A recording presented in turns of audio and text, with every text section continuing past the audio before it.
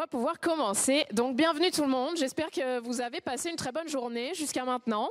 Moi, c'est le cas. Très heureuse de vous retrouver ce soir pour ce bel événement. Je m'appelle Julie Douchelin. Je suis vice-directrice de Bistro Brain avec Alexis ici présent. Et on est vraiment très heureux de vous retrouver avec Bistro Brain et aujourd'hui avec notre collaborateur l'ACFAS grâce au fonds René Pomerleau. Vous l'aurez deviné, si vous êtes là, les journées de la relève en recherche, vous savez ce que c'est et vous connaissez l'ACFAS. On a aussi plusieurs commanditaires aujourd'hui. Le SAREUS, l'Université de Sherbrooke par le vice-rectorat à la recherche et aux études supérieures, la FEUS et le Fonds de recherche du Québec. Donc on remercie vraiment tous nos commanditaires et notre collaborateur principal pour cette soirée. Donc avec Bistro Brain aujourd'hui, on va vous présenter cet événement santé mentale à l'université. Et on est vraiment là pour avoir du fun. On va avoir 4 superbes présentations que j'ai très hâte d'entendre. Une thématique qui touche vraiment tout le monde ici présent dans la salle, étudiants, professeurs, personnel, vraiment toutes les entités puis toutes les personnes qui constituent l'université. Donc une belle soirée en perspective. Avant de débuter par les présentations, je vais demander à Monsieur Julien Chapdelaine, porte-parole des FRQ, de monter sur scène avec moi. Et il va donc vous dire quelques mots. Une bonne main d'applaudissements, s'il vous plaît. Merci beaucoup. Quelques mots pour vous dire. Vous allez vivre quelque chose. Qui a vécu un Bistro Brain dans sa vie jusqu'à présent? Bon, quand même, beaucoup d'initiés, c'est excellent. Donc, vous allez vivre quelque chose de différent. Puis, je suis bien heureux, au nom des fonds de recherche du Québec, là, de contribuer au succès de cet organisme-là qui motive la relève, mais également les professeurs, les plus âgés, à y participer année après année. Et on vient de renouveler notre entente avec eux tout récemment. Donc, 2 prochaines années subventionnées par le Fonds de recherche du Québec. Et je suis très fier d'en faire partie également. 2 petites choses aussi. Si vous désirez pousser ce talent-là que vous avez caché en vous de communication scientifique, 2 programmes, le programme Dialogue, 10 000 pour lancer un projet de communication scientifique qui peut toucher votre sujet de recherche, ou Regard, auquel, par exemple, Rémi a participé et a eu cette subvention-là. Il va venir vous parler dans quelques instants. Vous touchez, je dirais, un thème qui touche le développement durable. Par exemple, les objectifs de développement durable, vous vous mettez en équipe de 2, c'est encore plus le fun. 12 000 sur une année, un produit numérique, balado, page Instagram, compte TikTok. Bref, amusez-vous, ça existe. Puis on est à peu près les seuls au Canada à offrir ce type de projet-là où vous, à la maîtrise, au doctorat ou au postdoc, vous pouvez être financé pour le faire. Donc, saisissez votre chance. C'est tout. Bon Bistro Brain. Merci beaucoup Julien. On va poursuivre avec un autre petit temps de parole de Madame Sophie Montreuil, directrice de l'ACFAS, si je ne m'abuse. Donc je l'invite à me rejoindre. Une main d'applaudissement également, s'il vous plaît. Merci. Je suis contente d'avoir le micro rose. Il est plus sympathique que celui-là ici. Merci beaucoup. Merci Alexis. Merci Julie de m'inviter à prendre la parole. Merci Julien. Je vais faire comme toi 2 choses.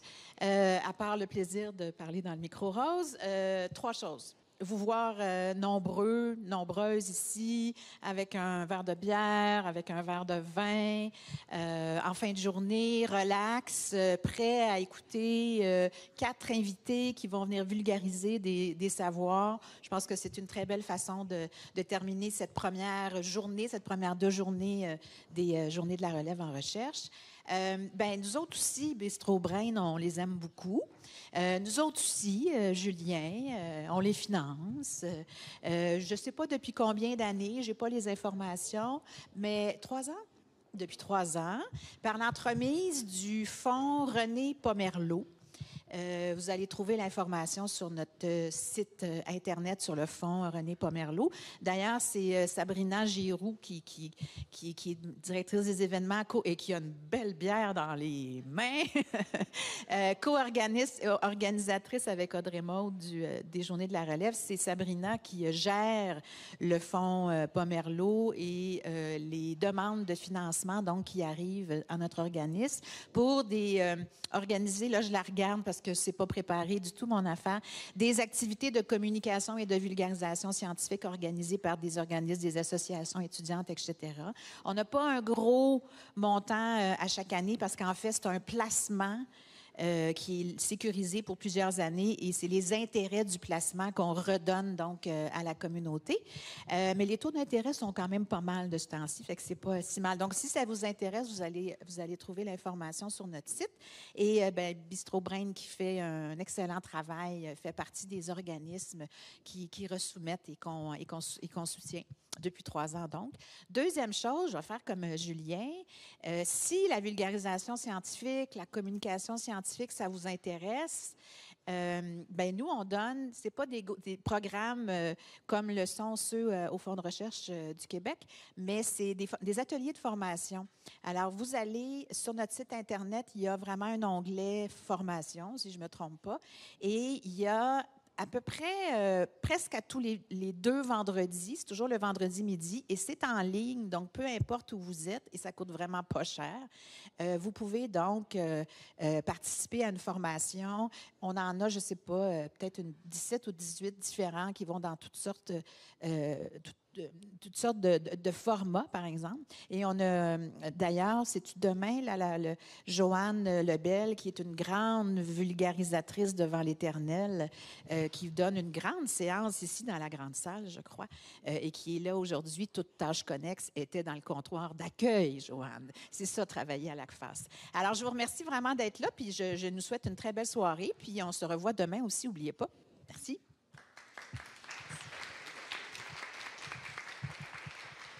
Un grand merci donc à notre collaborateur et à nos commanditaires pour la soirée. Vous l'aurez compris, à Bistro Brain, on fait des soirées sciences, souvent autour d'une bière, d'un verre, alcoolisé ou non, on s'en fiche. L'important, c'est vraiment le plaisir de la communication et de la vulgarisation. Je vais vous inviter à rester très attentifs aux présentations qui vont arriver, puisqu'à la fin de la soirée, on va avoir un petit quiz qui va vous permettre de gagner plusieurs prix. On a des consommations, on a également des participations à des formations de vulgarisation offertes par Bistro Brain. Restez donc bien attentifs aux informations qui vont vous être distillées par nos fameux présentateurs de la soirée. J'arrête là le speech pour le début et je vais accueillir avec une bonne main d'applaudissements, s'il vous plaît, notre premier présentateur, Simon Coulombe, que je vais vous introduire.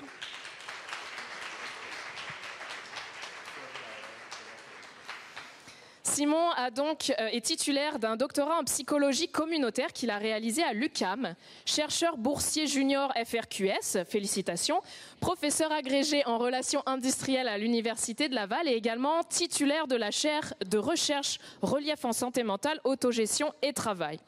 Il est expert en promotion du bien-être auprès de différents groupes, autant étudiants que travailleurs, travailleuses et groupes marginalisés. Je te laisse tout de suite la parole, Simon. Merci. Est-ce que le décompte est commencé? OK, mon Dieu. C'est ça le premier défi de la soirée. Je veux juste dire que je suis ici pour vous parler du pouvoir d'agir qu'on a sur notre santé mentale en tant qu'individu, mais en tant que travailleur, travailleuse, mais surtout étudiant, étudiante. Et c'est un pouvoir qui, on peut dire magique, mais pas tant que ça, parce qu'on l'a tous et toutes, et c'est ça dont on va parler aujourd'hui. Je veux juste remercier aussi des partenaires de mes travaux de recherche, qui sont Relief et Beneva, qui financent ma chaire de recherche. Et vous dire que vous allez peut-être entendre parler de nous, de notre projet dans le futur, parce que grâce à l'OSME, l'Observatoire en santé mentale étudiée, je vais vite là, pour sauver des minutes, l'Observatoire en santé mentale postsecondaire, on fait un projet de recherche avec l'Institut quantique à l'Université de Sherbrooke pour voir quel est le rôle des centres de recherche, des instituts de recherche dans la santé mentale et le bien-être étudiant. Bon, maintenant que j'ai commencé, est-ce que la santé mentale des étudiants, des étudiantes, ça va bien selon vous? En effet, ça va pas très bien, malheureusement. C'est une mauvaise nouvelle, mais bon, on va la nuancer tantôt. Certaines statistiques ici, je rentrerai pas dans les détails, ça date déjà de 2019, mais il y a d'autres statistiques qui existent. Il va y en avoir d'autres prochainement aussi avec une enquête nationale à l'échelle du Québec qui va être faite par le SME. Mais entre autres, on voyait déjà en 2019 que les idéations suicidaires étaient présentes chez 3 fois plus de personnes chez les étudiants et étudiantes que dans le reste de la population. 58 des étudiantes et étudiants universitaires et aussi collégiaux, si je me rappelle bien, étaient dans la catégorie là, de détresse psychologique la plus élevée. Donc, il y a définitivement des enjeux, des problèmes, des difficultés qui sont vécues par les étudiants, les étudiantes. Il y a aussi une grande étude qui est faite aux États-Unis puis aussi au Canada dans certaines universités et certains collèges là, qui suggèrent que différents enjeux de santé mentale ont progressé. Je dirais la proportion de personnes, par exemple, qui rapportaient s'automutiler ou avoir considéré le suicide dans la dernière année, par exemple, entre 2013 et 2019, a augmenté autant chez les hommes que chez les femmes. Donc, c'est un enjeu prévalent et aussi qui est préoccupant dû à son augmentation. Et plusieurs raisons qui peuvent expliquer ces enjeux de santé mentale-là, notamment des stresseurs du quotidien, comme pour monsieur, madame, tout le monde, toute la population, mais aussi des stresseurs académiques, la pression de performance, des stresseurs financiers. On sait que c'est pas facile de conjuguer études et vie financière saine. Stresseurs liés aussi à différents statuts, par exemple des statuts d'étudiants internationaux, ces étudiants-là, étudiantes-là qui vivaient ou vivent des enjeux plus spécifiques, des stresseurs additionnels. D'autres formes aussi de discrimination vécues par des étudiants et étudiantes de certains groupes marginalisés ou minoritaires. Pression de performance, isolement social, et la liste est longue. Et c'est tout basé sur une revue de littérature, évidemment. Donc, il y a plusieurs facteurs causaux et c'est donc multifactoriel. Par contre, quand je disais « est-ce que ça va mal », puis je disais oui, ça va pas très bien, est-ce que ça va bien, puis je disais non. Il y a quand même certains aspects qui sont quand même positifs. Tout ne va pas toujours mal. En fait, déjà, par exemple, ici, une étude qui a été faite dans une université en Ontario en 2022 suggérait qu'il y avait quand même 32 des étudiants et étudiantes qui vivaient un état d'épanouissement, qui percevaient un sens à leur vie, percevaient un sentiment de contrôle, une intégration sociale, de la santé mentale positive qu'on appelle, et quand même un niveau assez modéré, qui est tout de même pas si mal de santé mentale positive chez 53 Donc, la question qui est intéressante, c'est aussi se poser qu'est-ce que ces étudiantes-là, ces étudiants-là ont de particulier. Bien sûr, bon, c'est pas une recherche exhaustive parce qu'il n'y a pas tant d'études sur ces aspects-là positifs encore. Mais on a vu dans les études que ces personnes-là ont vécu des expériences qui ont favorisé leur croissance personnelle. Donc, parfois des défis à travers lesquels elles ont dû passer qui ont contribué à développer leur bien-être. Ces personnes-là font aussi de la méditation, de l'activité physique, donc des choses qui peuvent les aider à quand même garder la tête hors de l'eau. Finalement, il y a les environnements de vie qui sont importants, les environnements bienveillants. Dans la présentation aujourd'hui, le reste de la présentation, je vais me centrer sur qu'est-ce que les personnes peuvent faire elles-mêmes pour prendre du pouvoir sur leur santé mentale. Bien sûr, on peut, à moyen long terme, vouloir améliorer les environnements de vie, les environnements de travail, d'études. Par contre, au quotidien, demain, qu'est-ce qu'on peut faire pour aller mieux concrètement? Donc, je vais focusser sur la notion d'autogestion. L'autogestion, c'est en quelque sorte, comme je disais, le petit pouvoir magique qu'on a. En fait, si vous pensez à santé mentale, difficultés de santé mentale, anxiété, dépression, stress, etc., vous vous dites sûrement, bon, les traitements, les approches préconisées, c'est d'aller voir un psychologue, un intervenant, un travailleur social, c'est de prendre peut-être une médication, etc. Mais ce qu'on se rend de plus en plus compte dans la littérature scientifique, notamment auprès de personnes qui vivent avec des troubles de santé mentale, c'est que les personnes font aussi plusieurs choses qui les aident au quotidien à prendre du pouvoir et à un peu miser sur leur propre connaissance d'elles-mêmes pour aller mieux. C'est ça l'autogestion. C'est toutes les stratégies qu'on met en place au quotidien pour prévenir les difficultés, les réduire ou optimiser son bien-être et sa santé mentale positive. Il y a plusieurs études qui suggèrent auprès de personnes avec des troubles de santé mentale, mais aussi la population en général, dont des étudiants et étudiantes, plusieurs études suggèrent que l'autogestion, ce qu'on fait au quotidien pour aller bien, pour prendre du pouvoir, bien, c'est associé à des éléments positifs comme une réduction des symptômes d'anxiété, de dépression, un sentiment d'auto-efficacité, donc d'avoir un contrôle, de prendre un contrôle. Le contrôle dans la vie, c'est un des besoins fondamentaux de l'être humain. Donc, c'est un bénéfice. Sentiment d'espoir, de bien-être. Il existe une diversité de stratégies d'autogestion qu'on peut, comme personne, implanter et mettre en place dans notre quotidien. Ici, c'est... Oups, pardon. Il n'y a pas la petite... si vous cherchez Aller mieux à ma façon, c'est un outil de soutien à l'autogestion qui est disponible gratuitement en ligne. J'ai contribué à son développement avec des collègues de l'UQAM et on a identifié avec une recherche que les personnes en général qui vivent avec des difficultés de santé mentale mettent en place plus de 86 différentes stratégies pour aller mieux dans leur vie. Bon, chaque personne n'en fait pas 86, là, mais l'éventail des 86 stratégies se retrouve à travers les personnes. Et on a identifié 5 grandes catégories de stratégies que je vais passer une par une avec quelques exemples. Une première catégorie, c'est l'aspect physique. Prendre soin de sa santé physique. Bon, ça va vous sembler banal, mais les études scientifiques le suggèrent et le démontrent que l'activité physique, le sport de différentes formes, il y a plusieurs bénéfices et ça peut être bon autant en prévention qu'en réduction des difficultés de santé mentale. Chez les étudiants universitaires, des études suggèrent que l'activité physique d'intensité modérée, 3 fois par semaine pendant au moins 6 semaines, est associée à des réductions de symptômes dépressifs, réduction du stress. Ce qui est intéressant, si vous êtes comme moi, un peu couch potato, je m'excuse l'anglicisme, ce qui est intéressant, c'est que même si vous le faites moins souvent et de façon un peu plus modérée, donc intensité plus faible, il y a quand même des bénéfices qui ont été documentés, par exemple sur le traitement des émotions, la capacité à réguler ses émotions, son stress. Puis aussi, ça peut être une façon graduellement d'intégrer l'activité physique dans notre vie de façon moins drastique, ce qui est parfait pour moi parce que sinon, j'arrête au bout d'une journée. Fonctionner au quotidien, c'est l'aspect fonctionnel d'autogestion. C'est des choses qu'on peut mettre en place dans notre quotidien pour organiser notre vie, notre horaire, notre temps. Un aspect qu'on oublie souvent dans les études en santé mentale, c'est l'environnement physique. Bien, on l'a vu que la façon dont les personnes peuvent prendre du pouvoir et organiser leur milieu de vie, leur environnement, ça a un rôle à jouer.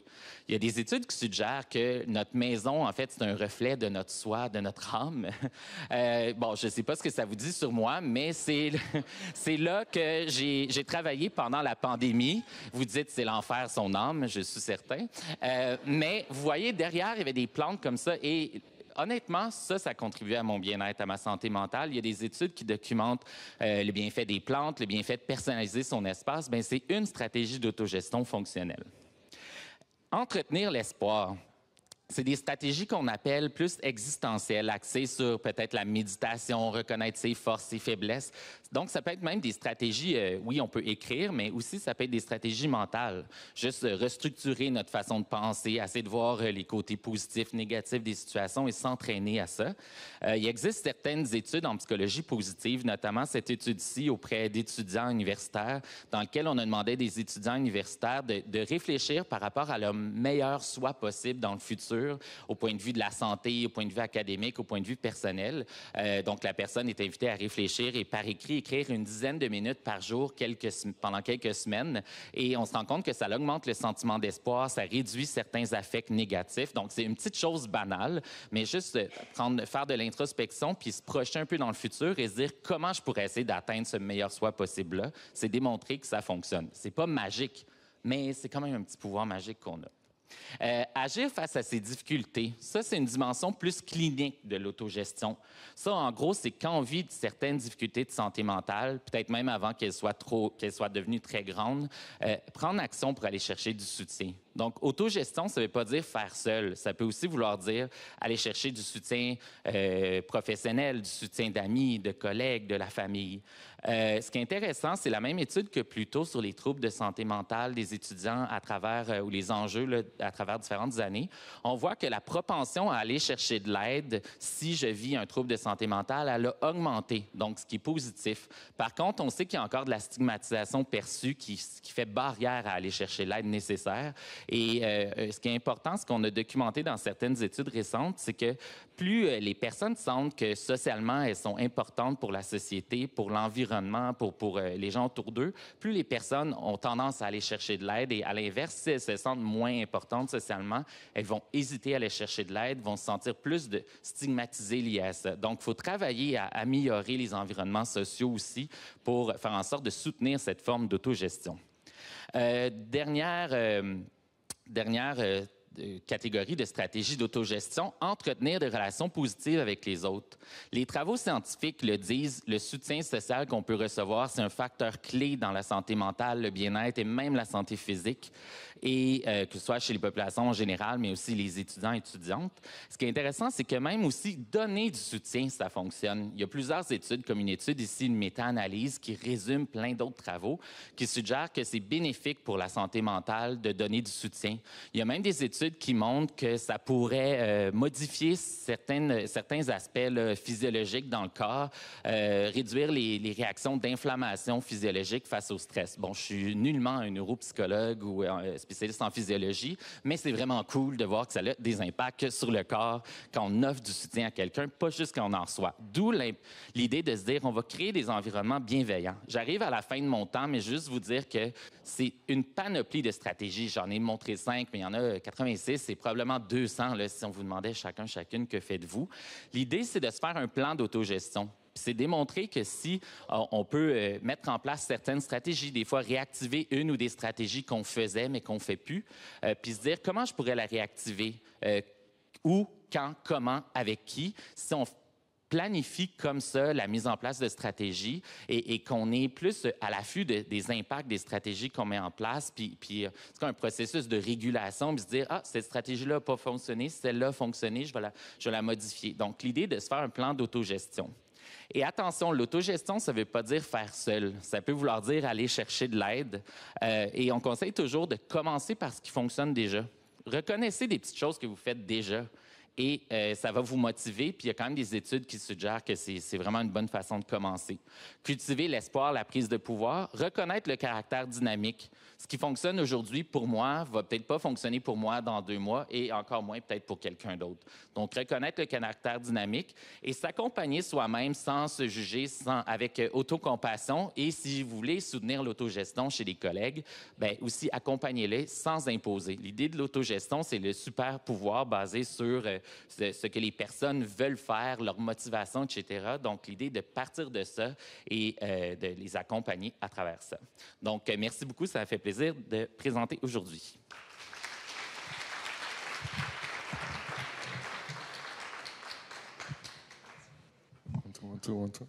Merci beaucoup. On va prendre les questions dans la salle que vous pourriez avoir pour Simon. Alexis va passer avec le micro et vous permettre de poser vos questions.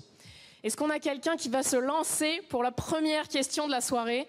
Je pense que personne mord ici. Allez-y, n'ayez surtout pas peur. Maintenant, je peux respirer de toute façon.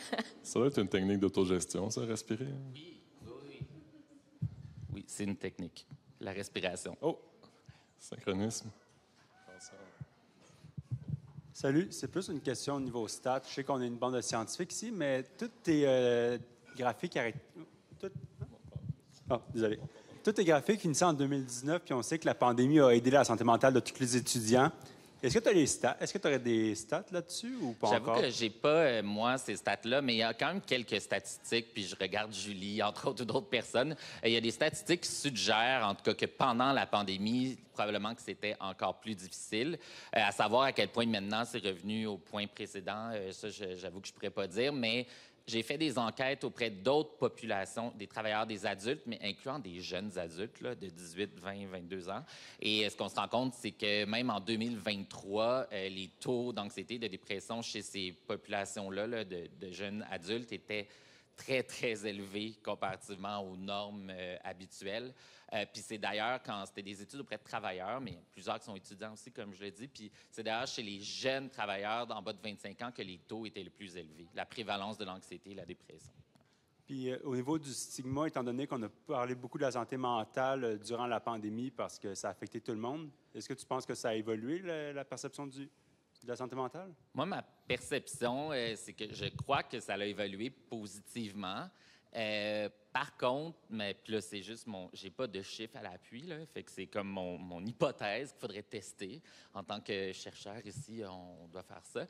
On veut faire ça, mais je pense que l'hypothèse, ça serait que la stigmatisation réelle perçue, à mon avis, elle a diminué, mais l'autostigmatisation, ce qui est ancré, puis qu'on a appris, quand on est enfant, on est socialisé d'une certaine façon, puis on internalise des stigmas, puis de la discrimination dès qu'on est jeune, je pense que ça prend du temps à changer. Tu sais, on le voit même, l'homophobie, par exemple, c'est un autre domaine, mais l'homophobie, ça l'a diminué. Généralement, là, les manifestations flagrantes, très violentes d'homophobie ont diminué, mais les formes plus subtiles, puis l'homophobie intériorisée, il y a encore beaucoup de relents de ça aussi, puis versus d'autres groupes aussi. Fait que c'est un peu la même logique que j'appliquerais là. Oui, j'ai une question par rapport aux stratégies qui pourraient être associées aux écrans, aux réseaux sociaux. J'ai l'impression que les réseaux sociaux contribuent à l'isolement social. J'aimerais t'entendre un peu là-dessus. J'avoue que je n'ai pas regardé récemment les études sur ce sujet-là, mais j'ai un étudiant avec qui on a coécrit un article plus qualitatif. C'est pour ça que ça ne reste pas nécessairement représentatif. Là. Je pense qu'on voyait les deux côtés de la médaille dans les articles quali. Il y avait d'un côté des étudiants, par exemple, qui sont en milieu plus rural ou pour qui c'est peut-être plus facile de communiquer en ligne pour différentes raisons, même certains types de personnalités, vont aller chercher un soutien social en ligne dans certaines communautés, par exemple, plus spécifiques d'appartenance, alors que pour d'autres personnes, le temps qu'on passe en ligne peut vouloir dire du temps pour lequel on socialise moins. Puis c'est sûr aussi en ligne qu'il y a beaucoup quand même de harcèlement, de formes de violence, de discrimination qui peut nuire à la santé mentale. Donc, je pense que c'est probablement nuancé, mais je n'ai pas les chiffres exacts. Là. Ouais. Mais définitivement, pour revenir sur... Il y a quand même quelque chose à faire autour de l'autogestion, de régulation de notre propre temps d'écran puis de consommation des réseaux sociaux. Merci beaucoup, Simon. Oui, merci pour l'applaudissement. Oui. Sujet super intéressant, ça ouvre bien le bal sur plein de petites stratégies que vous pouvez mettre en place dans votre vie de tous les jours et on espère que vous allez le faire et que vous allez en tirer de super belles informations. Pour notre deuxième présentation aujourd'hui, on va accueillir Rémi Paré-Beauchemin ou comme la petite blague de tantôt, Rémi Paré-Beauchemin. Parce que je leur demandais de me donner la prononciation exacte parce que ça m'est déjà arrivé de me tromper. Donc, Rémi Paré-Beauchemin, qui est psychoéducateur et doctorant à l'université de Sherbrooke. Son doctorat, ses études visent à cultiver le sol véritable des personnes étudiantes, j'aime beaucoup la formulation, afin de favoriser leur santé mentale. Pour cela, Rémi collabore avec l'Observatoire sur la santé mentale étudiante en enseignement supérieur et pilote le balado Être et liberté. Rémi, c'est à toi. Une main d'applaudissement, s'il vous plaît.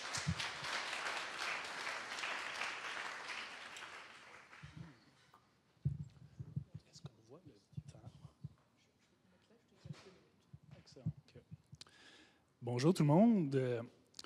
Moi, mon doctorat porte vraiment sur le développement de l'identité et la santé mentale, en particulier la santé mentale étudiante. En levant la main, qui ici s'est déjà posé la question « Qui suis-je » ?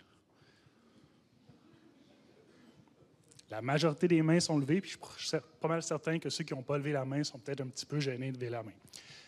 Ceux qui ont levé la main, je vous demanderais de garder la main levée quelques secondes. Gardez la main levée si c'est une question qui est facile à répondre. La majorité ont baissé les mains. C'est une super bonne chose si vous avez gardé la main levée. Ça veut juste dire que vous pouvez plus facilement découvrir qui vous êtes. C'est important de découvrir son identité pour plusieurs raisons. Ça va bien parce que j'ai déjà sauté mes premières diapositives avec mes super gifts. Je vous aurais mis ça quand j'ai posé les questions, mais c'est pas grave. Donc, c'est important d'apprendre à se connaître puis même d'être véritablement soi-même pour plusieurs raisons. Je vais commencer, surtout entre 18 et 30 ans. Une des principales tâches, c'est de développer son identité et la majorité des étudiants se retrouvent dans cette tranche d'âge-là de 18 à 30 ans. On doit aussi prendre des décisions super importantes comme les études. Des fois, c'est des relations amoureuses. Des fois, ça va être d'aller sur le marché du travail. Donc, l'identité est une espèce de force motivationnelle ou un guide qui va venir t'aider à prendre certaines décisions. Je commencerai pour répondre à cette question-là ou pour sensibiliser à l'importance de développer son identité par l'entremise d'une citation d'un grand penseur du 20e siècle. Donc, Carl Gustav Jung qui aurait dit « Le privilège d'une vie », je l'ai ici, « Le privilège d'une vie est de devenir qui l'on est vraiment ». Il y a quand même beaucoup de sagesse à l'intérieur de cette citation-là, parce que si on va voir les études scientifiques, qu'est-ce qu'elles disent par rapport aux personnes qui rapportent être soit davantage leur soi véritable, soit être davantage authentiquement elles-mêmes, les études rapportent que ces personnes présentent des niveaux plus élevés de bien-être, de sens à la vie, de motivation intrinsèque et des niveaux plus élevés de qualité dans leurs relations interpersonnelles, ainsi que des niveaux plus faibles d'anxiété et de dépression.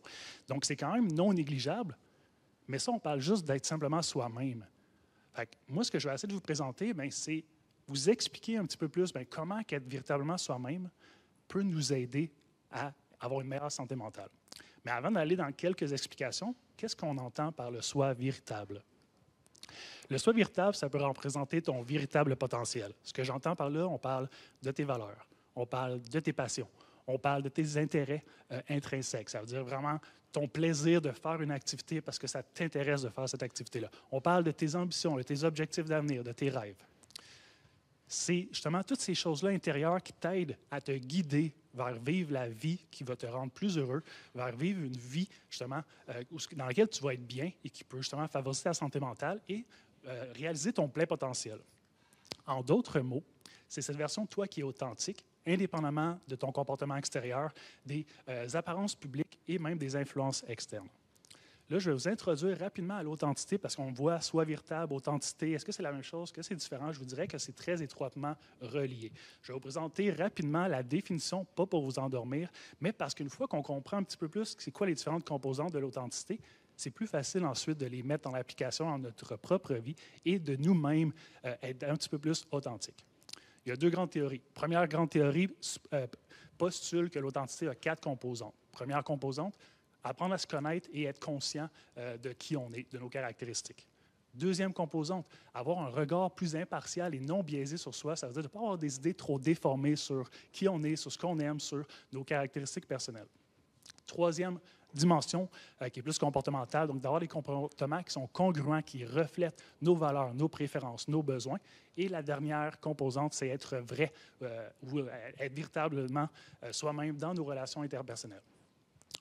Deuxième théorie, il y aurait 3 composantes à l'authenticité. Ça va se rejoindre, mais apprendre à se connaître et être en connexion avec nous-mêmes. La composante un petit peu plus comportementale, donc vivre sa vie de façon authentique, ça veut dire de justement se comporter selon nos valeurs, nos passions, nos rêves dans le quotidien. Et enfin, de ne pas succomber trop facilement aux influences extérieures quand elles ne concordent pas avec justement qui on est à l'intérieur de soi. Maintenant qu'on connaît un petit peu plus c'est quoi qu'on entend par authenticité, par le soi véritable, comment que ça, simplement être soi-même, peut venir favoriser notre santé mentale? Je vous présente encore une autre théorie. Selon l'une des théories les plus influentes dans le domaine de l'identité, on développe notre identité par 2 dimensions. La première dimension, c'est d'aller explorer. Explorer ce qu'on aime, ce qu'on n'aime pas. Explorer, découvrir quelles sont nos valeurs, découvrir les intérêts qu'on a, les champs d'études, les emplois qui nous intéresseraient. Ensuite, cette exploration-là devrait te mener à t'engager, à t'investir dans certains de ces choix-là. Un domaine d'études, un emploi, ça peut être les amis que tu vas avoir, le copain, la copine, où est-ce que tu vas rester, tout ça. Selon cette théorie-là, une fois que tu as exploré, puis ensuite tu es allé t'engager après cette période d'exploration-là, ça devrait te mener à avoir le niveau d'identité le plus positif et mature, lequel est associé ou les personnes qui ont ce niveau d'attitude-là présentent davantage des niveaux plus élevés de santé mentale. Toutefois, il y a une critique à cette théorie-là, c'est que le fait d'avoir exploré ne mènerait pas nécessairement automatiquement à prendre les engagements qui vont être les plus bénéfiques pour toi, parce que ça se pourrait qu'après avoir exploré, tu t'engages quand même dans des engagements qui pourraient ne pas nécessairement être les plus bénéfiques pour toi. Par exemple, prendre des engagements pour des raisons extrinsèques, pour le pouvoir, pour avoir de l'argent, pour la conformité, pour plaire à tes parents, peu importe. Donc, à quel point ça serait cool de pouvoir avoir, comme Jack Sparrow, un compas qui te permet de te guider vraiment, de te révéler qu'est-ce que ton cœur souhaite vraiment durant cette période d'exploration-là pour t'aider à identifier quelle direction, quel emploi va être le mieux pour toi, par exemple. On a tous un compas comme ça, et c'est justement le soi véritable. Tes valeurs, tes passions, tes intérêts intrinsèques, tes rêves, etc. Donc, ce compas-là intérieur te permet justement d'identifier quels sont les engagements qui vont être les plus hauts, les plus bénéfiques pour toi dans cette période d'exploration. Et de justement trouver ta direction dans la vie. Donc, si je résume Un étudiant arrive, il va devoir choisir justement un domaine d'études. C'est quand même une décision très importante. Je pense que depuis qu'on est à l'école primaire, on demande qu'est-ce que tu aimerais faire plus tard.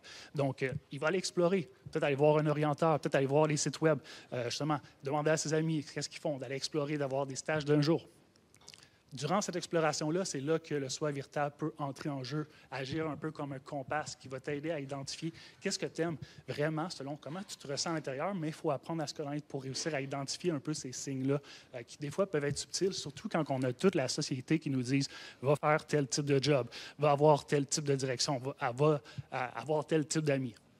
Donc, ce soi véritable-là va justement te guider dans tes engagements. Il peut y avoir deux grands types d'engagements, comme que je disais, des engagements qui peuvent être plus inauthentiques, raison extrinsèque, argent, popularité, etc., et des engagements qui peuvent être un petit peu plus authentiques, donc vraiment pour tes raisons intrinsèques, ta motivation intrinsèque, tes passions, tes valeurs, tes rêves, et les deux ne seraient pas associés nécessairement aux mêmes bénéfices pour la santé mentale, donc vraiment ceux qui ont des engagements plus authentiques, qui reflètent davantage leur authenticité, leur soi véritable, ils vont vivre généralement des niveaux plus élevés de santé mentale et de bien-être. Excellent. Donc, ce que j'ai fait ensuite, c'est beau de savoir qu'avoir sa santé mentale peut être favorisé par, justement, l'authenticité, le soi véritable. Toutefois, est-ce qu'il y en a ici, en levant la main, qui se sont déjà fait donner le conseil « sois véritablement soi-même » ou « sois juste toi-même » en levant la main? Gardez la main levée. Pour combien de personnes c'est facile ou c'est clair ou c'est simple comme conseil? Gardez la main levée si c'est le cas. OK, excellent. La majorité ont quand même baissé, tant mieux pour ceux qui ont gardé la main. Fait que moi, ce que je suis allé faire, je suis allé voir dans la littérature scientifique pour trouver les réponses à ces questions-là. Comment être véritablement soi-même? J'ai identifié 829 études que j'ai triées, j'en ai gardé 51 et j'ai identifié 10 stratégies prometteuses pour être davantage soi-même, lesquelles j'ai regroupées en 3 grands principes généraux que je vais vous présenter. Il me reste combien de temps? 4 minutes. Excellent. 1 minute par... Premier grand principe, comment? All right. Premier grand principe, un principe plus interne. Découvrir, connaître, accepter et valoriser son soi véritable. Donc, par exemple, l'introspection, apprendre à se connaître, se poser des questions. Qu'est-ce que j'aime? Qu'est-ce que j'aime pas? Qu'est-ce qui donne sens à ma vie? Qu'est-ce qui est important? Tu peux le faire par l'écriture. L'écriture peut être un bon moyen, justement, d'aller favoriser cette connaissance de soi. Ça peut être par la pleine conscience, la méditation notamment. Ça peut être par tirer des leçons des événements difficiles de notre vie. On peut tous en vivre, mais qu'est-ce que cet événement-là en dit sur moi, sur qui je veux devenir, sur qu'est-ce qui est important pour ma vie, sur qu'est-ce qui s'en vient dans le futur également. Deuxième grand principe, un principe qui est plus externalisé. Donc, cultiver le courage d'être et d'exprimer ton soi véritable. Ça peut être en développant ton autonomie, ça veut dire que tes comportements, tes expressions de soi sont vraiment plus guidés par toi-même plutôt que par des pressions extérieures comme la conformité, par exemple. Ça peut être en exprimant ta créativité, ton expression personnelle libre, d'une manière qui est libre et vraiment sans limite en quelque sorte. Et ça peut être aussi en vivant différentes expériences de vie, en prenant des actions sur ce qui t'intéresse. En particulier, les voyages pourraient être fort pertinents pour vraiment prendre des actions, t'exprimer, changer les influences qu'il peut y avoir autour de toi, des fois les contraintes, des limites, ton entourage, et aller apprendre à se connaître en même temps que de prendre des actions. Et enfin, le troisième grand principe, je ne sais pas si vous allez pouvoir le deviner, c'est plus une composante environnementale. Donc, développer un environnement qui accepte, valorise et soutient notre soi véritable. Donc, ça peut être en développant des relations bienveillantes qui vont accepter ton soi véritable. Ça peut être en ayant des modèles d'authenticité dans notre vie qui vont eux-mêmes nous inspirer à être authentique. Et enfin, en développant, par exemple, à l'université, un climat qui va valoriser l'authenticité. Donc, pour résumer, on prend une respiration. C'est le suspense un petit peu, là. Être véritablement soi-même te permet de vivre la vie que tu désires vraiment vivre, ce qui va se répercuter positivement sur ton bien-être. Donc, je terminerai cette communication-là par les mots de sagesse d'un autre grand penseur, cette fois-ci du 21e siècle. Je ne sais pas si vous le reconnaissez, Dwayne The Rock Johnson, qui est un lutteur et un acteur, qui a dit « La chose la plus puissante que vous puissiez être, c'est vous-même ». Donc, je vous remercie beaucoup. S'il y en a qui aimeraient...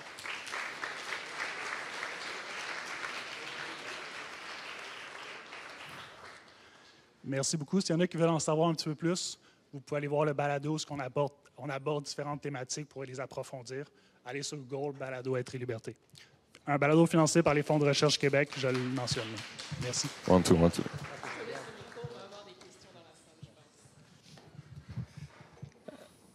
Tout d'abord, merci beaucoup. Très belle présentation. Enfin, c'était vraiment captivant. Mais pendant toute la présentation, j'ai pas arrêté de me poser la question. Et ça va amener une question, je pense, à un gros débat. Si être moi-même, si je découvre dans toutes ces expériences, dans mon cheminement, être moi-même, c'est d'être un gros raciste homophobe.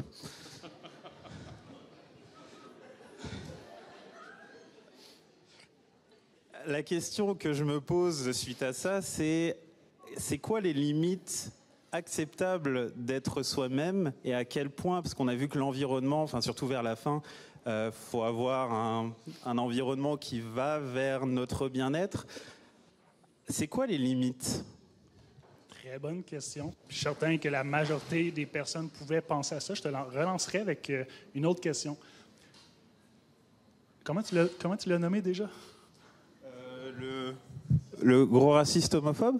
Oui, exact. D'être un gros raciste homophobe. Qu'est-ce qui te ferait dire? Quels sont les signes, selon toi, qui te feraient dire que ton soi véritable, c'est un gros raciste homophobe? Je m'exclus, hein. Oui. On est dans l'hypothétique, vraiment, là. On dit que je suis un gros beauf des fois, mais je suis pas raciste et homophobe.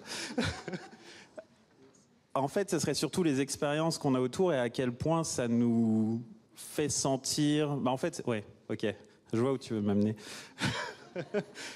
C'est le fait que ça vient nous confirmer dans le fait qu'on fait partie d'un groupe, que on reste dans ce groupe, qu'on n'en sorte pas, et qu'au final, on essaye de ne pas s'en confronter, et puis on vit très bien avec. C'est ce que j'imaginerais. Je vais essayer de t'amener ailleurs. Ce que je veux dire, c'est que ton soi véritable, c'est un peu un idéal. En recherche, on ne peut pas nécessairement prouver qu'il existe ou qu'il n'existe pas. Il y a toujours de l'existentiel, il y a du philosophique là-dedans. Donc, comment savoir qui vraiment est ton soi véritable? C'est là est la question. C'est pour ça que peut-être que le gros homophobe, peut-être que ce n'est pas vraiment ton soi véritable, mais que tu crois que ça l'est. Puis c'est pour ça qu'en grandissant, en vieillissant, ton identité peut évoluer en même temps. Puis moi, comment je le conçois, puis ça ne veut pas dire que c'est scientifique, mais comment je le conçois, c'est que le soi véritable, des fois, il peut avoir un gros brouillard. Puis en travaillant activement sur toi, oui, tu peux le faire en partie seul, mais tu peux le faire avec l'aide de d'autres personnes, mais tranquillement, le brouillard va se dissiper. Puis des fois, une partie du brouillard que tu pensais qu'il avait dissipé, puis là, tu penses que tu as découvert une passion ou un volet de toi, mais ça se peut qu'il y ait un autre brouillard en dessous. Fait que c'est comme une espèce de question un peu existentielle que toute ta vie, tu vas aller vers, mais je pense que personne ne va pouvoir dire « je suis mon soi véritable ». Parce que ça se peut qu'en ce moment, quand je présentais les dimensions de l'authenticité, d'avoir un regard non biaisé sur soi. Comment tu le sais que tu as un regard biaisé ou non biaisé? Puis je pense qu'au moment où on se dit « je suis mon soi véritable, je suis authentique, j'ai plus rien à accomplir, j'ai plus rien à développer en moi », on est dans le regard biaisé. Là. Je ne sais pas si ça t'aide un petit peu. Moi, ça va très bien.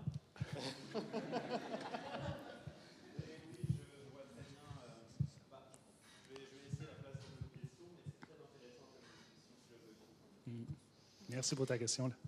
Bien, pour faire un peu de pouce là-dessus, je me demandais si tu t'étais inspiré des travaux de Carl Gustav Jung, justement, qui parle du grand soi, là, le soi avec un grand S, là, qui serait notre véritable soi. Je voulais un peu t'entendre là-dessus, si tu t'étais inspiré de ça, ou peut-être pas. Là. Tellement intéressant, mais c'est justement non, parce que je ne le connaissais pas. Je ne me suis pas intéressé beaucoup à ces travaux, mais comme tu vois, le concept de soi véritable se retrouve omniprésent dans les films, la musique. C'est pas scientifique, mais quand tu vas dans les recherches scientifiques, Maslow, avec sa pyramide des besoins, la self-actualization, Carl Rogers, qui est le père de l'humanisme, il y a un chapitre dans un de ses livres qui parle directement de soi véritable. Carl Gustav Jung, ça en serait un autre à découvrir. Mais justement, quand on porte attention à ça, il commence à apparaître ici et là. Mais il y a des critiques. Mais c'est juste que c'est tellement un concept qui est quand même, à mon avis, puis ce que j'ai cru voir aussi, parce qu'il y a des études qui ont examiné justement le soi véritable dans différents pays, c'est présent aussi. dans d'autres pays, dans d'autres cultures, pas juste en Amérique du Nord. Fait que moi, ce que je me dis, c'est qu'il y a quelque chose là. Qu'est-ce que c'est? Il y en a qui utilisent différents termes. Le real self, le true self, authenticité, le vrai moi, peu importe. Moi, je pense que ça pointe tout à la même chose, mais à un moment donné, il faut se mettre en commun et essayer de clarifier le tout. C'est ça un peu que j'essaie de faire dans mon doctorat, développer une intervention pour le favoriser, mais aussi aller approfondir un peu ces connaissances-là sur qu'est-ce que c'est cette petite bébite-là, parce que je pense qu'on a tout quelque chose à l'intérieur de nous qui nous drive dans une direction.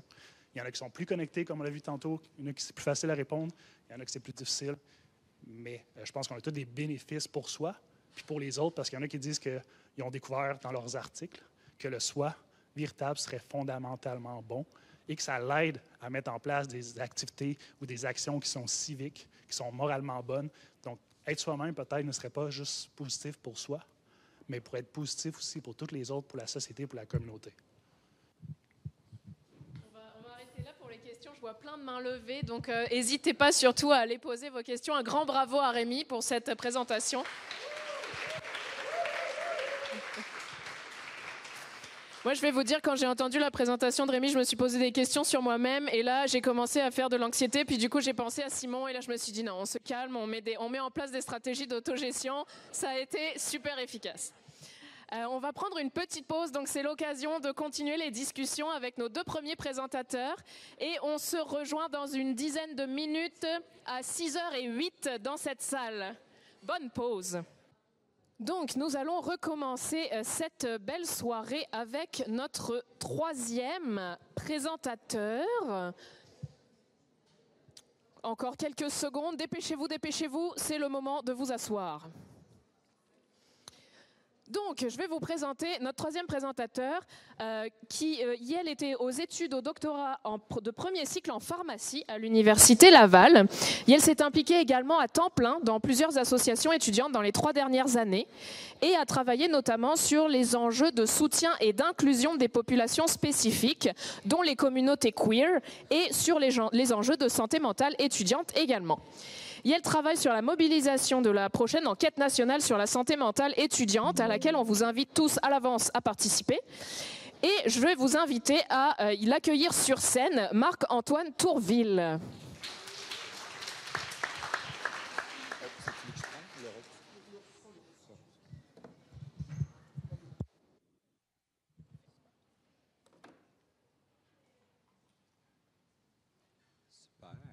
Bonjour tout le monde, est-ce que vous m'entendez bien? Oui, parfait.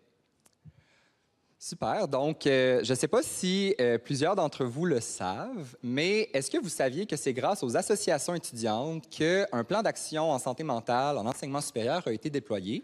Et est-ce que vous saviez que c'est grâce aux associations étudiantes que plus de 100 millions de dollars ont été investis en enseignement supérieur pour la santé mentale? Si vous ne le saviez pas, oui, ben déjà c'est un très bon accomplissement.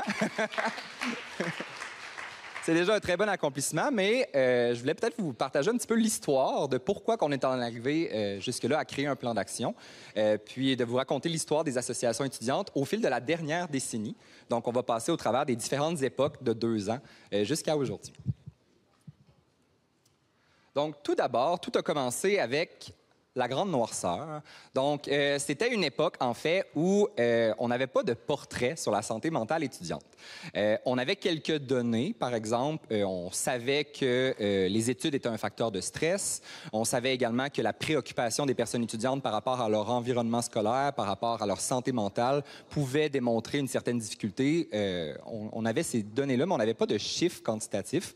Donc, c'était quand même assez difficile de faire des revendications, surtout pour des personnes étudiantes, des regroupements étudiants qui, ensemble, on était capable de savoir que ça n'allait pas bien, mais on n'était pas nécessairement capable de le chiffrer. Donc, en gros, c'était très difficile de faire de la représentation politique pour améliorer la santé mentale étudiante au Québec. Par la suite, il y a un petit village, une association dans un petit village à l'Université de Montréal qui a décidé de se rassembler ensemble pour dire, bien, nous, on va aller voir nos membres puis on va aller leur demander qu'est-ce qui se passe, en fait, là, comment ça va, en fait, qui était le nom de leur enquête. Puis on questionnait, en fait, l'état mental de leurs membres, de leurs personnes étudiantes pour savoir comment ça allait. Donc, il y a environ 25 de leur membraya qui ont répondu, soit 10 000 personnes étudiantes, un petit peu plus de 10 000 personnes étudiantes, qui ont répondu aux questions suivantes. Voici les 3 grands constats. Donc, il y a environ 3 personnes sur 4 qui avaient mentionné vouloir améliorer leur santé mentale. Il y avait environ 1 personne sur 5 qui nécessitait d'avoir des soins. Il y avait des symptômes dépressifs qui nécessitaient une intervention d'un professionnel de la santé. Puis il y avait certaines variantes récurrentes qu'on pouvait observer en fait chez ces personnes-là. Donc un sentiment de solitude, une mauvaise alimentation, puis une mauvaise qualité de sommeil. Donc tout le classique d'une personne étudiante quand on fait des stéréotypes. Mais c'était quelque chose qui était ressorti dans leur enquête. Donc comme vous pouvez le voir, c'est quand même assez alarmant que l'une des plus grosses universités avec l'association avec le plus de personnes étudiantes représentées démontrait en fait là, un taux de détresse alarmant puis ces résultats alarmants-là. Donc les associations de l'Université de Montréal avec les associations, son association nationale sont allées voir le gouvernement pour leur demander d'avoir des fonds parce qu'au final, si ces données-là sont représentées à l'Université de Montréal, clairement que la situation est similaire dans les autres universités.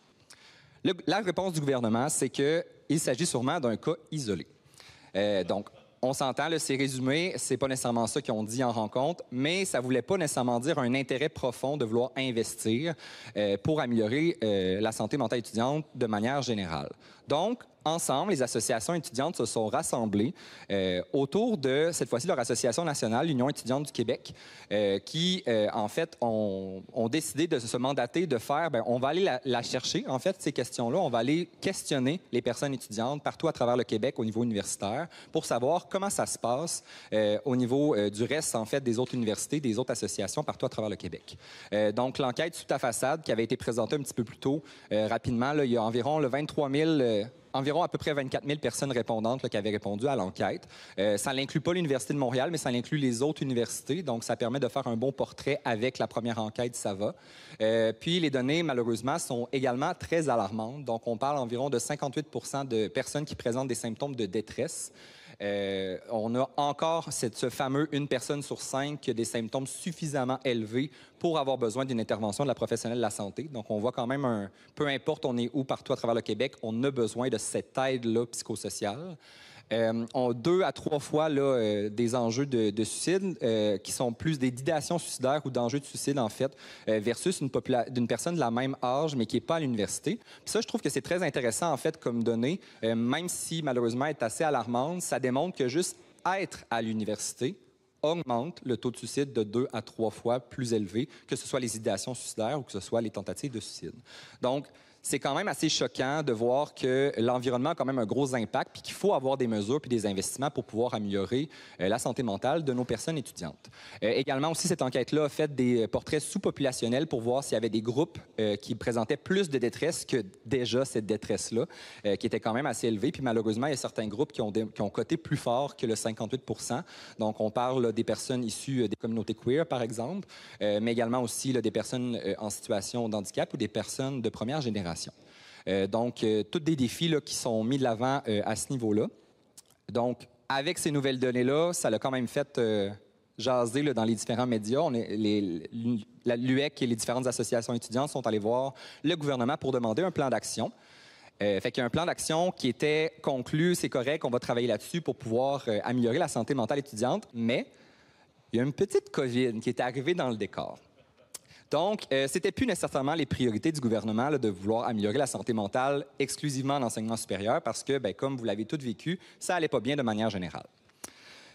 Par contre, les associations étudiantes ont continué de faire leur enquête pendant la COVID pour démontrer, en fait, que la situation ne s'améliorait pas parce qu'on se doutait qu'elle ne s'améliorait pas, mais le gouvernement aime bien avoir des chiffres pour pouvoir faire des changements. Donc, l'UEC a refait une deuxième enquête, cette fois-ci une enquête éclair, qui était plus par échantillonnage, donc de re-questionner certaines personnes étudiantes dans les différentes universités pour savoir est-ce que votre situation, finalement, s'est dégradée ou non par rapport à la situation initiale qu'on avait avant la COVID-19. Puis ça, c'est important de le mentionner. Les données que je vous ai présentées avant, c'est des données avant avant la COVID-19. Donc, c'est important aussi de garder ça en tête là, dans le processus d'amélioration de la santé mentale. Donc, on parle environ une personne sur deux qui vivait là, une augmentation de leur détresse depuis le début de la pandémie, depuis la session en fait là, d'automne 2020. Une personne sur deux qui nécessitait un besoin de soutien psychologique et des facteurs de stress qui ont été identifiés, notamment la charge de travail pendant les études, le manque de relations sociales à cause de l'isolation due aux mesures sanitaires, mais également aussi la présence de cours en ligne, donc toute cette fatigue-là qu'on pouvait ressentir un petit peu plus. Fait que ça nécessitait, puis d'ailleurs, le nom de l'enquête le révélait, c'était un plan pour nous. Donc, c'était encore de manifester ce désir-là d'avoir un plan d'action pour améliorer la santé mentale étudiante. Au niveau collégial, il y a aussi cette force-là au niveau collégial de faire une recherche également pour savoir, mais au niveau des cégeps, finalement, est-ce que cette situation-là est similaire? Est-ce qu'on peut la transposer?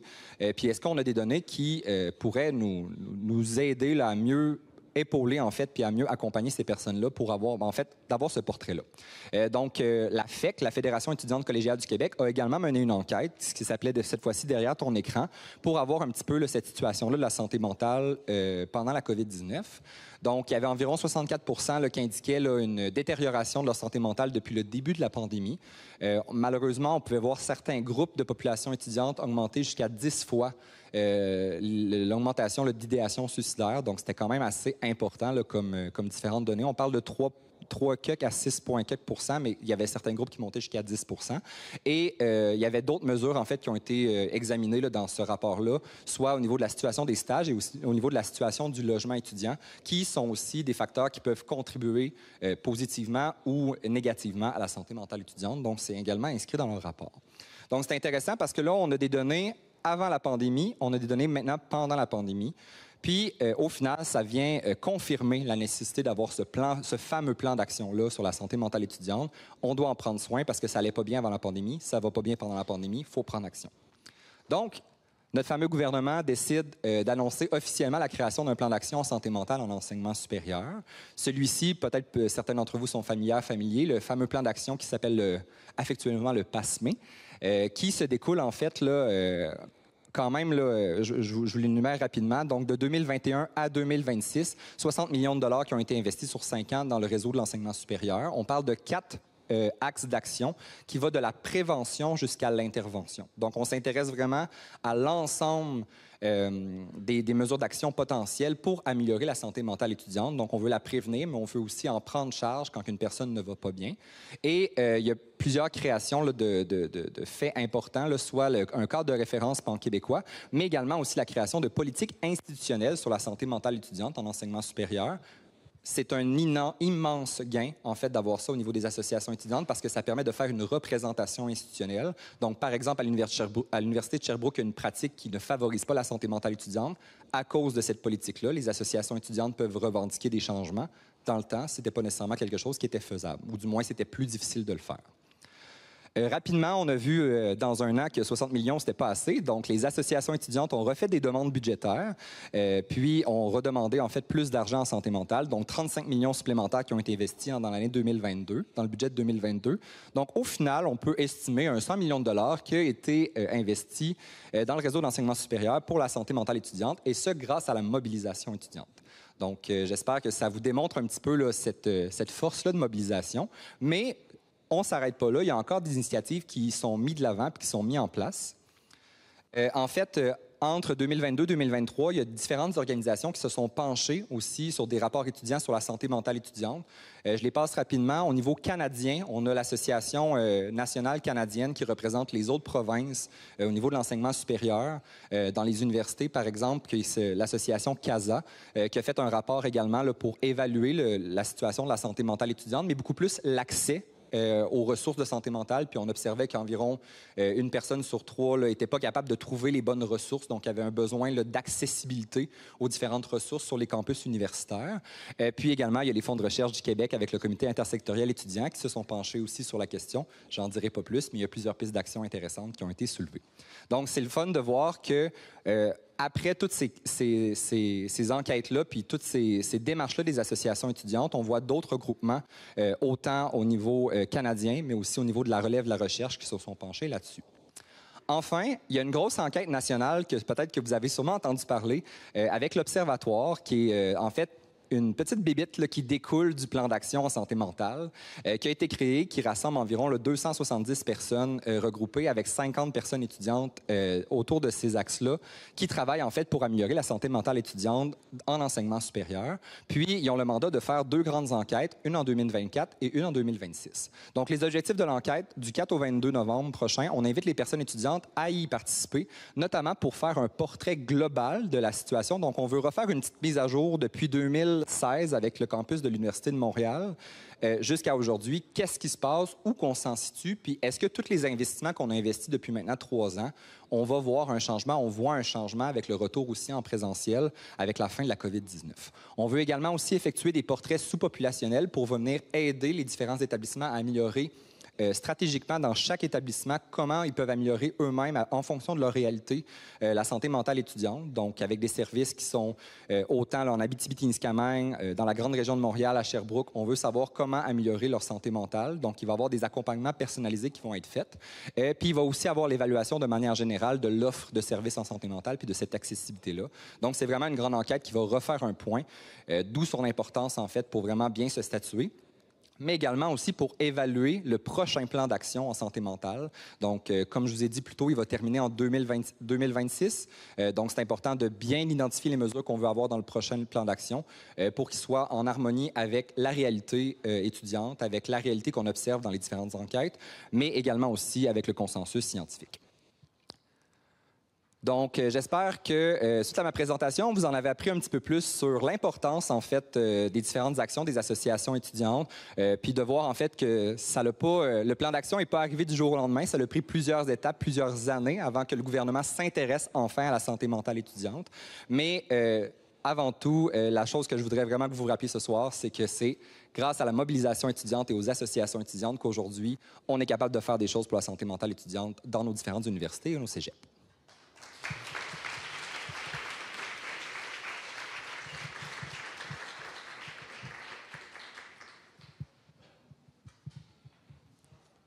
On do. As-tu une main levée? Est-ce qu'on avait des questions dans la salle? Oui, on a pas.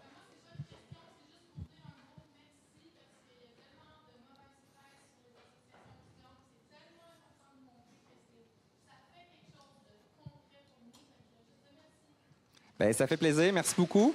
Je vous invite à aller voir vos représentants étudiants qui vont juste être là ici si vous voulez leur jaser.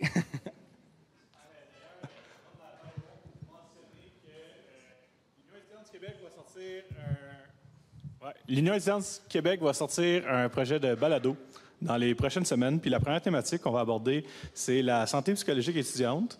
Puis d'ailleurs, Marc-Antoine et Julie vont participer à un des épisodes là, pour venir nous parler un peu plus en détail de l'Observatoire.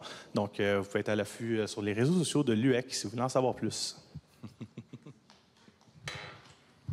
Une question?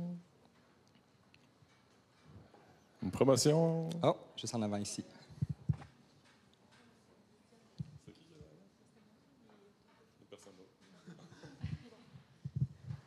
Bonjour, merci beaucoup de la présentation. Moi, je fais partie des employés de l'Université de Sherbrooke, en l'occurrence. Puis, je me demande si tu as un exemple d'une mesure inspirante qui se passe à Sherbrooke ou dans n'importe quelle université qui est favorable à la santé mentale étudiante. Oh mon Dieu, c'est une très bonne question. Je pense que, en fait, je m'inspirerais un peu, je vais peut-être y aller peut-être plus de façon générale, puis peut-être que je vous inviterais même à discuter avec des personnes de l'Observatoire qui sont un petit peu plus douées sur le sujet, mais je pense que c'est de ne pas réinventer la roue nécessairement, dans le sens qu'il y a plusieurs pratiques qui peuvent être mises ailleurs, puis c'est un peu l'objectif, en fait, de l'Observatoire, c'est de rassembler ces bonnes pratiques-là. J'en ai pas nécessairement spécialement pour les employés. Par contre, peut-être que sur le site avec l'ISME, il pourrait y avoir des différentes pratiques intéressantes à ce niveau-là. Juste de manière générale aussi avec les 2 autres personnes prêteurs, mais... Oui, la station SME. En fait... Toutes les initiatives qui existent... Oui, bonjour tout le monde. Donc, Julie Laine, co-directrice de l'Observatoire. On vous invite à consulter la station SME, donc Santé mentale étudiante, qui est vraiment bien faite grâce à la collaboration aussi avec des personnes étudiantes et qui recense pas mal toutes les initiatives qui se déroulent dans les cégeps et les universités. On avait une dernière question. Oui, merci. Je suis étudiante internationale. Donc, je sais qu'il y a quand même un pourcentage assez intéressant, assez fort d'étudiants internationaux ici. J'aimerais savoir comment on prend en compte la santé mentale des étudiants internationaux ici dans ces enquêtes-là, et si ce n'est pas fait, comment on pourrait l'intégrer. Merci. Oui, bien, tout d'abord, en fait, l'importance de participer à l'enquête, autant les personnes étudiantes internationales que les personnes étudiantes là, du Québec peuvent y participer puis y répondre. Puis on veut avoir ce portrait-là également pour être capable de dire, bien, au niveau international, est-ce qu'il y a des enjeux là, qui sont plus importants? C'est sûr que la situation politique, puis dans la situation aussi dans laquelle ces personnes-là se retrouvent, notamment avec des factures un petit peu plus élevées, avec une difficulté d'accès au niveau de la bureaucratie pour avoir accès aux différents papiers universitaires, puis également juste le changement au niveau du déménagement pour venir ici pour étudier. C'est sûr que c'est des facteurs qui sont fragilisants pour la santé mentale étudiante, mais on est rendu aussi à avoir un petit peu ce portrait-là global. Donc, la seule chose que je pourrais vous dire, c'est participer à l'enquête. Ça va être le plus important pour avoir ce portrait-là aussi, ce sous-portrait-là qui va pouvoir vous aider davantage, puis que les associations étudiantes vont pouvoir faire de la représentation politique pour vous aider par la suite. Je pense que ça va terminer nos questions. Une bonne main d'applaudissements, s'il vous plaît, pour voir Antoine. Merci beaucoup. Merci à toi.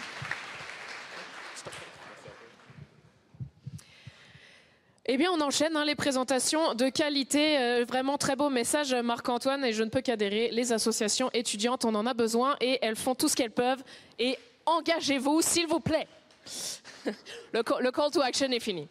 On va terminer notre soirée avec la 4e présentation de ce soir, et non la moindre, qui va être donnée par Gabriel Duguay. Gabriel Duguay représente le comité intersectoriel étudiant, qui est un comité consultatif du conseil d'administration du Fonds de recherche du Québec. Donc encore un comité étudiant qui peut faire des choses et qui a du pouvoir et des possibilités d'action. Il propose des stratégies pour soutenir la réussite, le bien-être et le rayonnement de la relève en recherche, en abordant des enjeux sociaux et en créant des liens avec divers acteurs du milieu. Gabrielle est, elle, candidate au doctorat en psychologie à l'UQTR et membre du comité depuis 2021. Très belle implication. Gabrielle, on t'attend sur scène.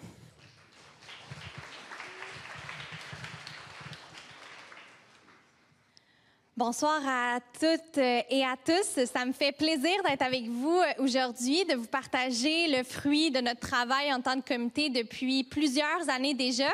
On m'a présenté, je m'appelle Gabrielle, mais je me présente aujourd'hui avec mon chapeau FRQ. Je représente le travail de 12 membres de la relève en recherche étudiante au Québec, de parcours diversifiés, de domaines tout aussi diversifiés.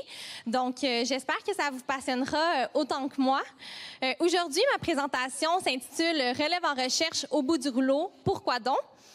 J'ai comme objectif de vous présenter notre rapport sur la santé psychologique. Je vais commencer par vous présenter quelques causes, mais je veux surtout porter votre attention sur les pistes d'action qu'on propose, nous, autant au Fonds de recherche du Québec, mais aussi à toute autre personne œuvrant dans le milieu postsecondaire au Québec. Donc, notre rapport est pas juste adressé au CA des fonds, mais aussi, par exemple, aux établissements postsecondaires comme les universités, les cégeps, les centres de recherche, les départements, les professeurs-chercheurs, les personnes étudiantes, et j'en passe. Voilà. Je ne sais pas pour vous, mais personnellement, mon propre parcours en recherche, on peut faire quelques parallèles avec les jeux vidéo. J'ai grandi avec mon frère dans le sous-sol qui, lui, était un vrai passionné de jeux vidéo. Il était vraiment emballé là, quand il recevait un nouveau jeu. Il avait donc bien hâte de pouvoir tester toutes sortes de niveaux, de se transformer en un magicien ou encore un super-héros super fort, puis de combattre toutes sortes de méchants. Moi, mon intro-doctorat fait un peu similaire. J'étais donc bien emballée de faire des nouvelles rencontres, de présenter dans des congrès internationaux, de faire des découvertes qui allaient changer le monde. Surprise, surprise, c'est pas vraiment passé comme ça. Fait que je vous propose de jouer avec moi aux membres de la relève en recherche pour qu'on discute ensemble la situation. Est-ce que ça vous tente? Parfait. Donc, bienvenue. Vous débutez maintenant votre parcours dans le monde de la recherche scientifique au Québec. Il y a des découvertes, des congrès, des présentations acclamées par la foule, puis même un poste de professeur qui vous attend à la fin de votre parcours. Est-ce que vous êtes prêts? Yes! On voit dès le départ que vous avez un niveau de vitalité quand même assez intéressant. Vous êtes prêts, vous êtes motivés, fait qu'on part ça. Voici différents tableaux que le comité intersectoriel étudiant ou le CIE a recensés comme parcours là, au sein du parcours scientifique de la relève au Québec. Le premier tableau fait référence aux nombreuses cultures de la recherche au Québec. Je fais référence ici aux normes, aux valeurs, aux exigences du milieu de la relève en recherche. Le milieu scientifique, sûrement je vous fais pas de surprise, comme un château, ça peut sembler insurmontable. Hein? On attend d'un membre de la relève en recherche qu'il fasse des publications dans des journaux à fort impact factor en bon français. On s'attend aussi à ce qu'il s'implique dans sa communauté, qu'il y ait des notes vraiment importantes, puis tout ça en gardant le sourire, bien sûr, en dormant 12 heures par nuit, en ne travaillant pas le soir et les fins de semaine. Malheureusement, cette pression-là, qui peut être implicite, est plus ou moins favorable au bien-être des membres de la relève en recherche. C'est aussi difficile à changer, d'où l'image d'un château en pierre. Donc, premier tableau complété. Deuxième tableau, je fais référence à la notion d'excellence et de méritocratie. L'exemple le plus frappant de cette culture-là, c'est bien sûr le financement. Le financement est restreint pour un nombre grandissant de membres de la relève en recherche. Pour essayer de combler le problème, on distribue les financements sous des critères quantitatifs pour essayer d'être le plus juste possible. Malheureusement, ça crée toutes sortes de biais. C'est un peu comme si on demandait à quelqu'un qui joue à Mario Kart, qui rencontre toutes sortes de bananes, qui le fait dériver, puis qui ralentit sa course, d'être le premier, peu importe. C'est un peu plus difficile. Ça joue encore une fois sur la motivation, sur le niveau de bien-être des membres de la relève en recherche. Excellence et méritocratie. Ensuite, troisième tableau, la compétition entre les pairs. Là, je vous rassure tout de suite, là, mes collègues de laboratoire ne sont pas tout aussi menaçants que ceux que je vous présente ce soir. Là. Ils sont un petit peu plus charmants. J'espère que les vôtres aussi. D'où la compétition pour le financement, par exemple, pour les postes de professeurs, les présentations des congrès. Il y a une espèce de compétition qui peut se former entre différents membres de la relève en recherche. Pour plusieurs d'entre vous, ça peut amener à de la solidarité, de l'entraide entre amis, mais malheureusement, ça peut aussi finir que dans un même groupe d'amis, on se bat tous un peu pour la même source de financement, pour le même poste, pour la même opportunité de présenter. Fait que pour certains, ça peut être positif, mais pour d'autres, ça peut entraîner des comportements malhonnêtes, de la tricherie, aussi, encore une fois, diminuer le niveau de bien-être. On a moins l'impression d'appartenir à un groupe. C'est un peu comme si on vous demande, au lieu qu'on se mette tous ensemble pour combattre le grand boss final, qu'on se mette un peu tous à se battre les uns contre les autres. Vraiment pas motivant, et encore une fois, qui joue sur la santé mentale. Après 3 tableaux, je sais pas pour vous, mais moi, je commence un petit peu à être épuisée, à être démotivée, me demander un peu qu'est-ce que je fais là. C'est pas fini, il en reste un autre, surprise, surprise. La structuration des programmes. Le 4e tableau, je l'ai imagé avec des nuages, le ciel, un peu pour imager le caractère flou. Plusieurs personnes étudiantes qu'on a consultées dans le cadre de notre rapport nous ont rapporté que lorsqu'ils sont arrivés dans leur programme en recherche, comme à la maîtrise ou encore au doctorat, pour eux, les normes ou encore les attentes de la direction de recherche ou du milieu en général étaient vraiment pas claires. Il fallait un peu qu'ils devinent, avant même d'arriver, qu'est-ce qu'il fallait faire, le nombre d'heures qu'il fallait qu'ils mettent réellement à la tâche, à quel point est-ce qu'ils devaient se concentrer sur leur doctorat versus les autres sphères de leur vie. Fait que ce flou-là, malheureusement, crée beaucoup d'angoisse chez la population étudiante, chez les membres de la relève en recherche, encore une fois, minant leur bien-être. Vous comprendrez comme moi que peut-être qu'après ces 4 tableaux-là, vous pourriez avoir un peu la langue à terre. Un peu comme votre personnage dans le jeu vidéo, vous êtes rendu tout petit ici dans le bas. Vous demandez de l'aide. Parce que malheureusement, ce serait entre 18 et 30% des membres de la relève en recherche qui vont quitter leur programme d'études avant même leur diplomation. C'est un problème, bien sûr, au niveau individuel. un sentiment d'échec, peut-être, insatisfait de leur parcours, mais c'est aussi un problème au niveau de l'institution. C'est du temps, des ressources financières qui ont été investies dans la personne étudiante qui, malheureusement, on n'a pas été capable de soutenir pour compléter son programme. Ce que je vous propose, avant d'en arriver là, c'est d'améliorer un petit peu votre bonhomme de jeu vidéo, ou du moins le jeu dans lequel il progresse. Est-ce que ça vous tente? Yes, pourquoi pas? Avant de continuer, je vous propose 3 améliorations à votre bonhomme au jeu auquel il fait face. Première amélioration, la gestion des programmes de bourse. Deuxième amélioration, l'évaluation des demandes de financement. Puis la troisième, agir directement sur les cultures de la recherche. Bon, vous comprendrez que mes améliorations sont plus centrées sur les fonds de recherche, mais ça reste que les pistes d'action, les constats que je vous présenterai s'appliquent aussi directement dans les universités, dans les cégeps ou encore au sein de vos départements ou vos centres de recherche. Donc, première amélioration, la gestion des programmes de bourse. Cette amélioration pourrait vous permettre, en tant que petit bonhomme de jeux vidéo, par exemple, d'assouplir certaines règles et conditions de financement.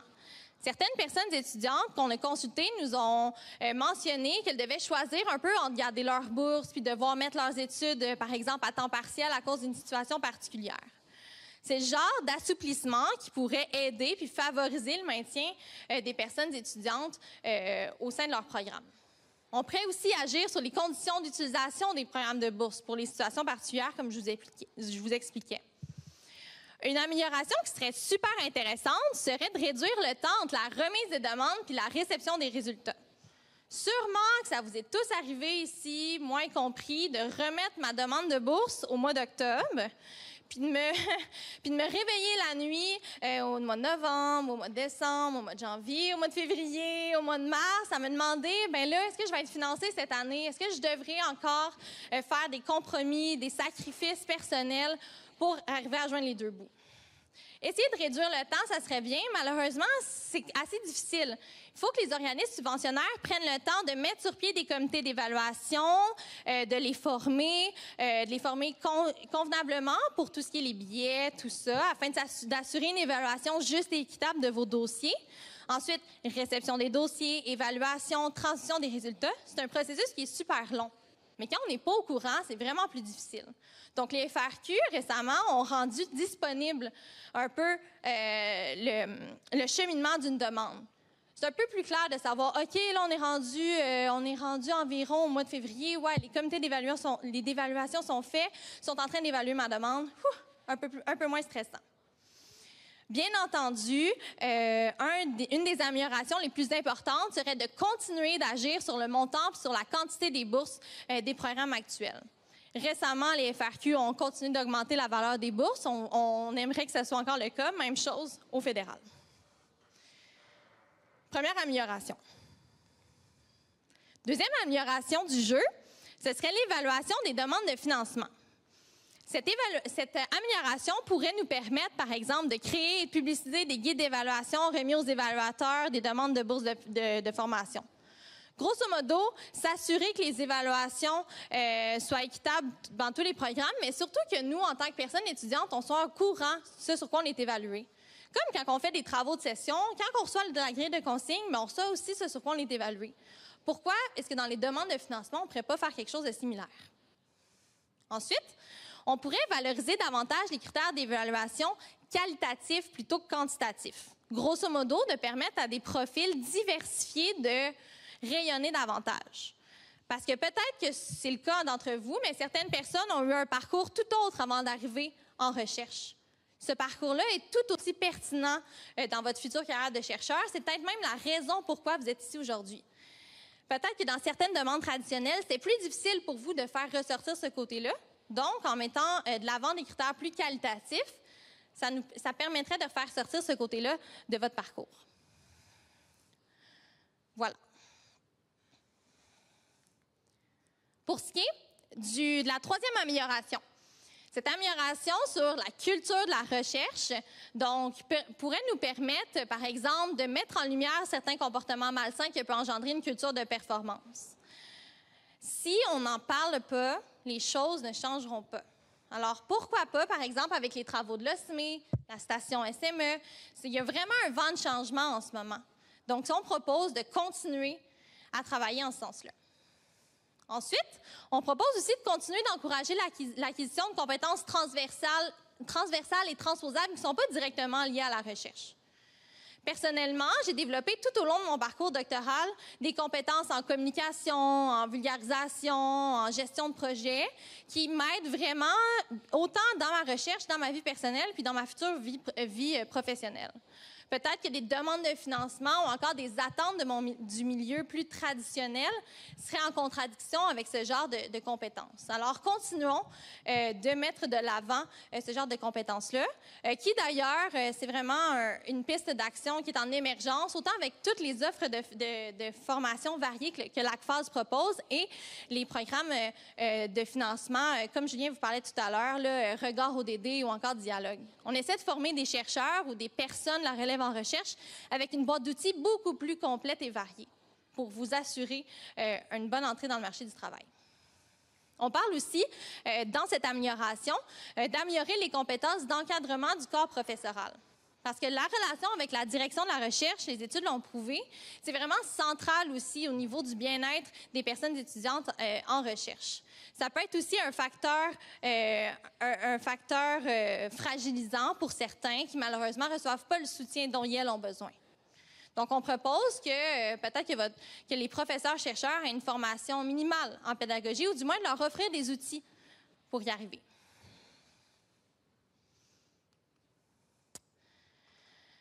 Il me semble que ça irait vraiment mieux jouer avec ces améliorations-là. Qu'est-ce que vous en pensez? Ouais, hein? Donc, pourquoi pas, un peu comme dans la vie, s'assurer d'être bien entouré pour mettre à terme les projets qui nous intéressent, puis aussi s'assurer que nos joueurs soient diversifiés puis soutenus, puis peut-être qu'on aura un meilleur jeu ou un meilleur monde. Qui sait? Un gros merci.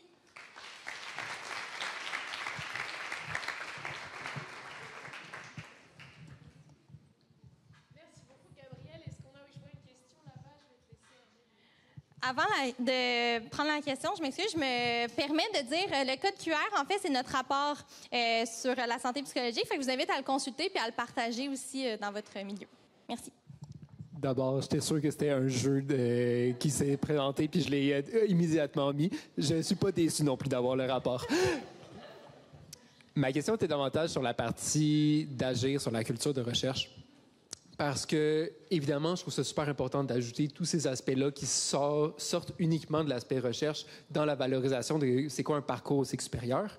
Mais comment est-ce qu'on évite en même temps que ça devienne une charge supplémentaire qu'on a nos étudiants et étudiantes de se dire non seulement tu dois être bon en recherche, mais montre que tu es capable de travailler en équipe, montre que tu es capable de gérer un projet, montre que tu es capable de tout ça, qui fait en sorte que tu as l'impression, OK, mais si je veux avoir un financement, je dois avoir 5 paires de bras puis me trouver 25 occupations sur le côté. Donc, comment est-ce qu'on balance ça dans la communication de la communauté étudiante? C'est pas que c'est... c'est ça. Voilà. C'est vraiment une bonne question, puis c'est une question, je pense, qui est aussi centrale dans le travail de notre comité, puis une réflexion aussi au FRQ, là, je me permets de le mentionner. Ce qui va être important, comme je disais tout à l'heure, c'est de mettre de l'avant les critères qualitatifs plutôt que quantitatifs. Donc, on n'ajoute pas des critères. C'est plutôt qu'on en change la nature. Donc, dans les qualitatifs, c'est normal là, que dans notre arc, on n'ait pas toutes les cordes, mais c'est un peu dans un critère plus qualitatif, ça nous permettrait justement de le mettre davantage de l'avant.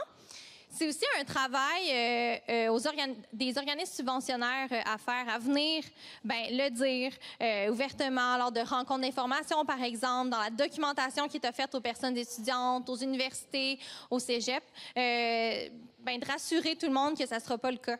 Ensuite, il faudra voir avec l'arrivée, par exemple, des nouveaux CV dans les organismes subventionnaires fédéraux, mais quelles en sont les répercussions. C'est des choses qu'il faudra voir avec le temps aussi, voir quel type de personnes on refinance, tout ça. Mais c'est vraiment une question qui est centrale, en effet, parce qu'on ne veut vraiment pas faire ça. En fait, on va en faire tout l'inverse. Fait que vraiment bonne question.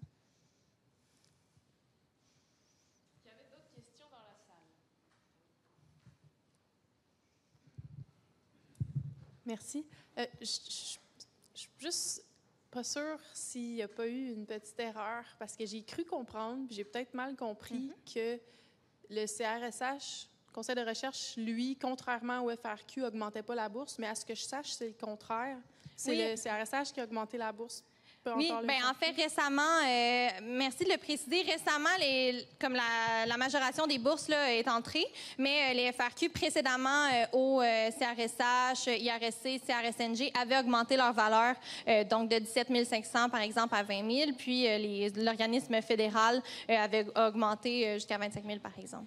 Fait que le premier élan a été provincial, puis ensuite l'organisme fédéral a emboîté le pas. Donc c'est bien, ils ont fait ce que tu souhaitais. Good. Merci. On a peut-être le temps pour une dernière question de l'auditoire. Oui, j'en vois une ici. C'est le petit sprint de fin de soirée. Merci. Mais moi, c'est plus un commentaire. C'est bien qu'il augmente la valeur des bourses, mais parfois, il augmente la valeur des bourses en diminuant le nombre de bourses. Donc, oui, c'est bien d'être méritocrate, mais à un certain moment, c'est pas tout le monde qui sont les meilleurs aux examens, mais ils sont très bons en pratique.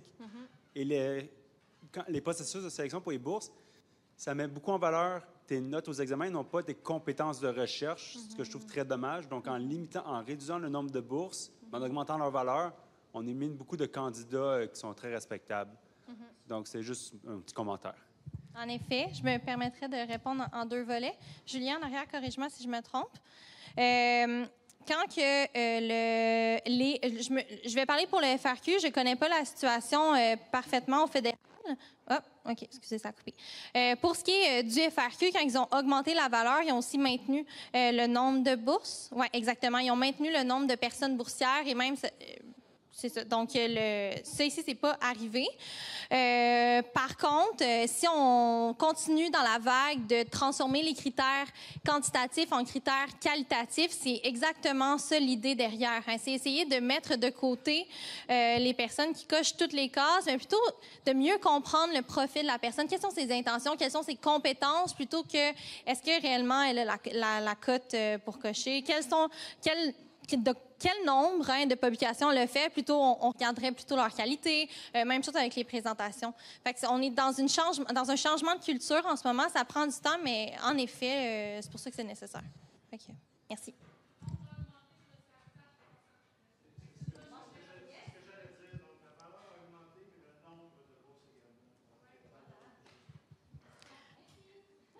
Un grand merci à toutes vos questions et merci beaucoup Gabrielle pour cette très belle présentation de ce que fait le comité intersectoriel étudiant. Donc ça termine notre soirée de présentation. Pour aujourd'hui, je vais vous inviter... on va remercier d'abord tous nos présentateurs. En effet, merci pour ces présentations de qualité. J'espère que vous avez apprécié pouvoir poser vos questions. La soirée n'est pas finie. Vous pouvez toujours réseauter après les présentations et après la fin avec tous nos présentateurs. Donc un grand merci à toutes les personnes présentatrices aujourd'hui. Un grand merci à notre collaborateur et à nos commanditaires également. Et je vous invite à scanner le QR code et à rapidement répondre. On va se laisser quelques minutes jusqu'à 54 pour annoncer les prix des quiz. Et sinon, en attendant quand même, je pense que le maître mot de toutes ces présentations, ça a été qu'on veut encourager la diversité, que ce soit au niveau des bourses, au niveau des personnalités et l'acceptation de soi aussi. Je pense que ça a l'air d'être important. Même si les bourses ne subventionnent pas tout le monde, l'important c'est quand même de faire ce que vous aimez, que ce soit la recherche, la communication, la vulgarisation, la politique ou quoi que ce soit d'autre. L'important c'est que vous soyez en accord avec ce que vous faites.